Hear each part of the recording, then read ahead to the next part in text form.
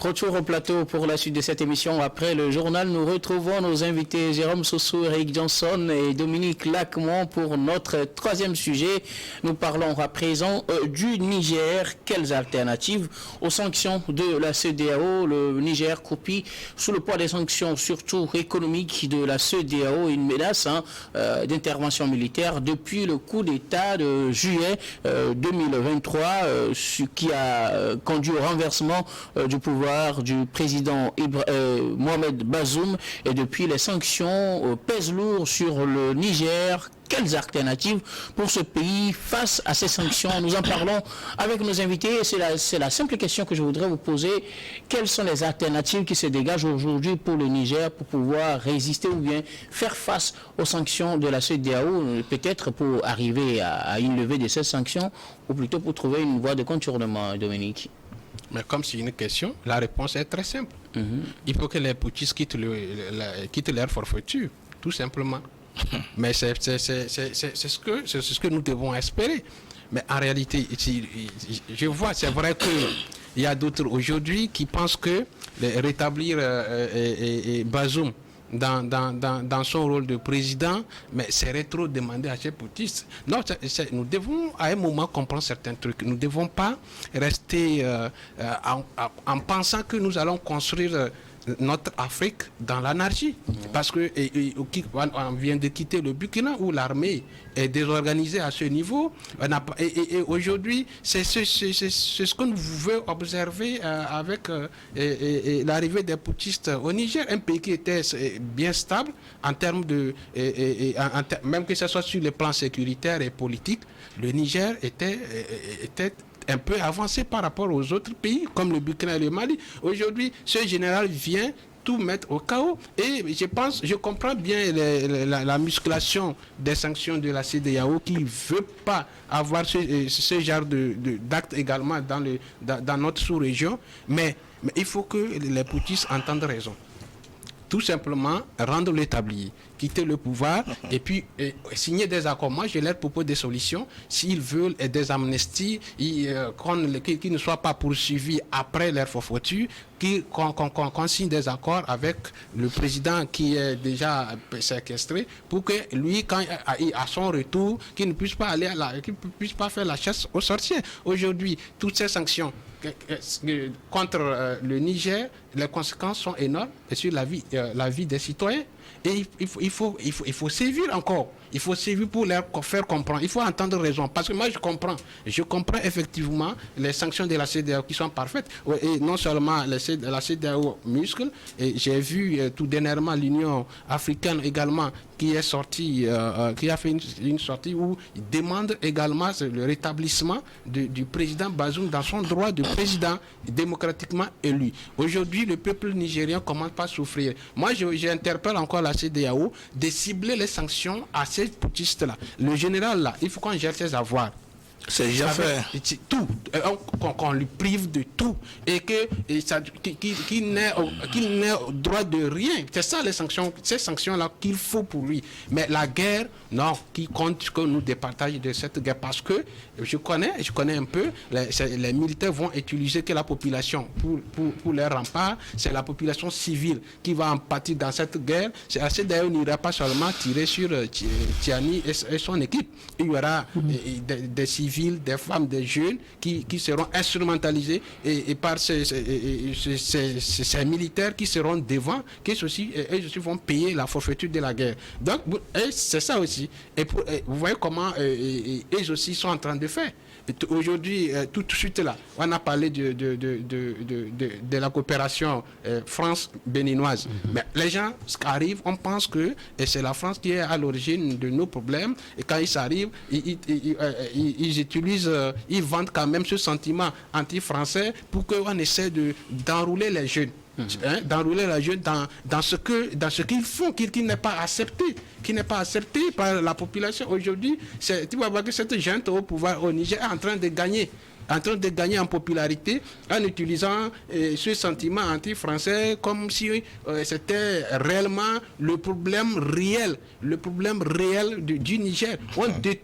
Il détourne l'attention du peuple nigérien pour essayer de faire la couverture de leur forfaiture. Il faut que le général Tchiani comprenne et qu'il entende raison pour que les sanctions ne soient pas surtout pesées sur la population nigérienne. Alors pour vous, la solution c'est de laisser le pouvoir.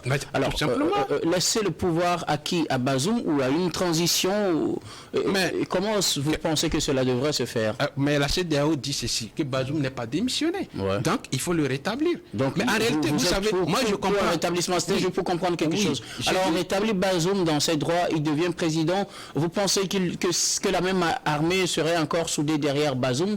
Est-ce qu'on ne risque pas d'arriver à une situation que vous dénonciez tout à l'heure par rapport au Burkina où vous disiez que comme il y a des gens qui soutenaient Damiba, il y a des gens qui soutenaient tel, ça a fait que l'armée est désunie et c'est ça qui a conduit à la tentative de coup d'État. Est-ce qu'on ne risque pas d'arriver à la même situation au Niger? C'est pas la même chose. Je vais expliquer. Parce que Bazoum, il a été élu. Ouais. Aujourd'hui, je ne pense pas, c'est ce que je dis. C'est lorsque les choses... a été bien élu. Et pourtant, les gens ont soutenu le coup d'État. Des militaires lui ont fait le coup d'État. C'est pourquoi j'ai accusé Damiba, c'est lui qui a plus fait le mal.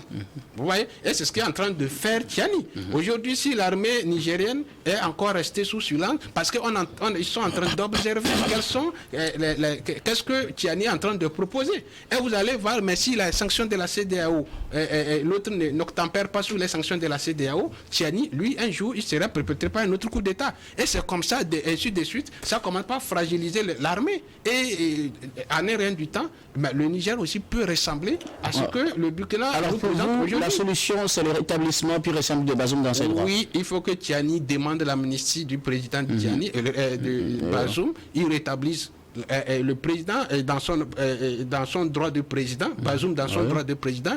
Pourquoi? Parce que moi je comprends l'idée de la CEDEAO. Parce que nous ne devons pas, dans notre sous-région, continuer par dire que non, on a fait un coup d'État, il faut faire une transition. Les militaires jouent sur ces termes-là pour faire asseoir leur forfaiture. Pour vous, la solution, c'est le rétablissement de Bazoum. Je voulais ça clair là-dessus.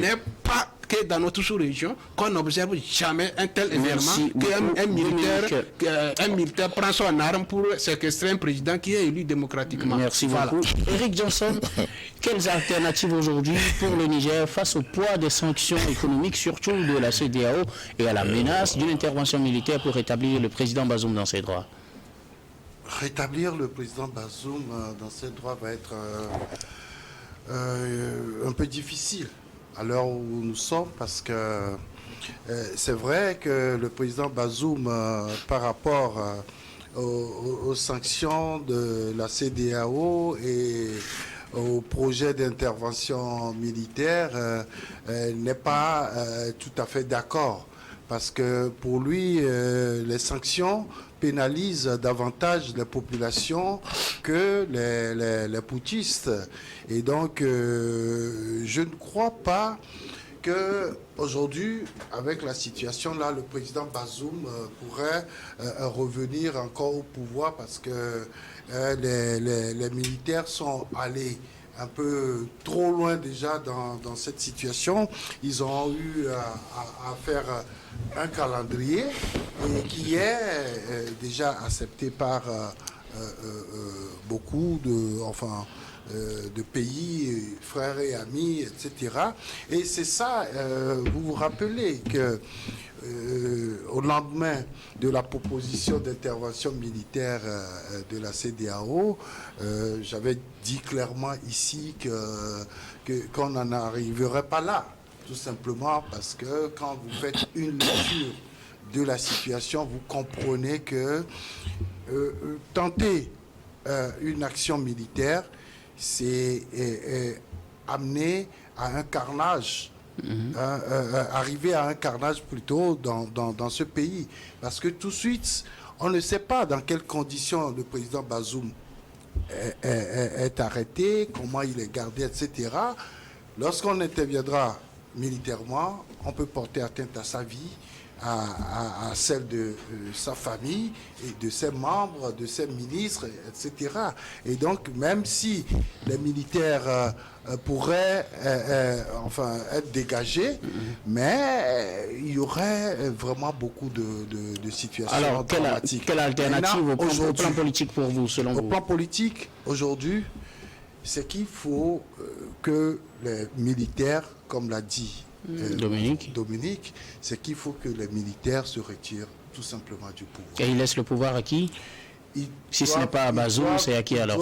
Ils doivent, vous savez, dans ce genre de situation, quelqu'un qui aime vraiment son pays doit organiser peut-être une table ronde, une conférence nationale, ou je ne sais pas comment ils vont l'appeler, mais pour que tout le monde vienne maintenant et ensemble ils vont essayer de rebâtir le Niger. C'est-à-dire qu'il y ait désormais une transition, pas avec eux en tout cas. Pas avec les putschistes. Okay. Non, pas du tout. Je pense que c'est la seule alternative qu'on a aujourd'hui pour que les sanctions de la CEDEAO retombent.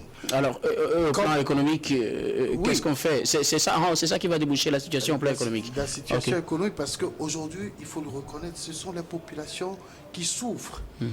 Vous savez, une petite étude qui a été faite la semaine dernière a montré que 90% des cultivateurs d'oignons ont commencé par faire une autre culture. Pourquoi? Parce que l'oignon est surtout vendu dans la sous-région. Mais ces camions d'oignons, ces sacs d'oignons ont totalement été ont gâté parce que on ne peut pas les récupérer. C'est une denrée périssable. Et donc, avec ça, vous imaginez le travail de plusieurs années qui est en train de tomber ainsi. Donc, par rapport à cette situation, je crois que les putschistes doivent penser véritablement à leur population. Le Niger, un pays extrêmement pauvre, sur le plan mondial, parce que c'est après 4 pays, c'est le 5e pays le plus pauvre au monde. Et donc, quand on se trouve dans cette situation et que la situation politique n'est pas claire et qu'on ne peut pas avoir un pouvoir stable, je pense que les populations vont continuer par souffrir. C'est vrai que quand vous regardez un peu dans la sous-région, vous voyez des Nigériens qui sont des commerçants, ils font beaucoup de choses. Là, c'est pour pouvoir aller construire le pays. Mais aujourd'hui, avec la situation actuelle, même pour envoyer de l'argent, c'est avec beaucoup de difficultés. Alors pour vous, la solution, c'est que le général Tiani et ses éléments quittent le pouvoir et organisent une transition avec des assises nationales, si je peux les appeler ainsi. Vous avez été bien compris, Eric Johnson. Alors, que dites-vous, Jérôme Sossou, de cette situation? Quelles sont les alternatives aujourd'hui pour le Niger pour sortir de l'impasse, si j'ai pu m'exprimer?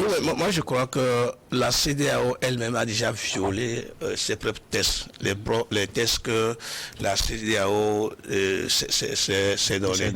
Oui, elle a violé ces tests-là et a donné des sanctions assez méchantes envers un pays membre. Et la deuxième chose que je voudrais dire à propos, ceux qui donnent ces sanctions-là, ou ceux qui sanctionnent le Niger aujourd'hui, ils ne sont pas de bons exemples.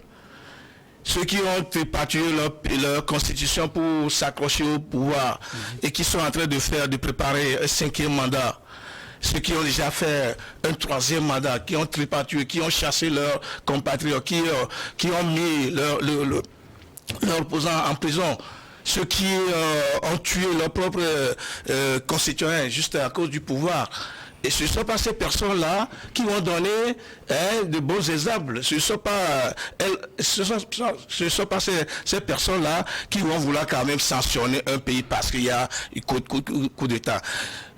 Quand on tripatouille la Constitution pour s'accrocher au pouvoir, On est en train de faire un coup d'État. Oui, mais malheureusement, la CEDEAO n'a pas condamné tout cela. Les sanctions vont contre, aujourd'hui, les sanctions sont contre le Niger. De quoi dispose aujourd'hui le Niger? Mais si les sanctions, c'est de ça même que je dis, si les sanctions sont contre le Niger, et ceux qui donnent ces sanctions-là ne sont pas les bonnes personnes, ne sont pas de bons exemples. Et cela n'enlève pas en soi les sanctions, c'est ça le problème. Oui, mais justement, malheureusement, alors, ce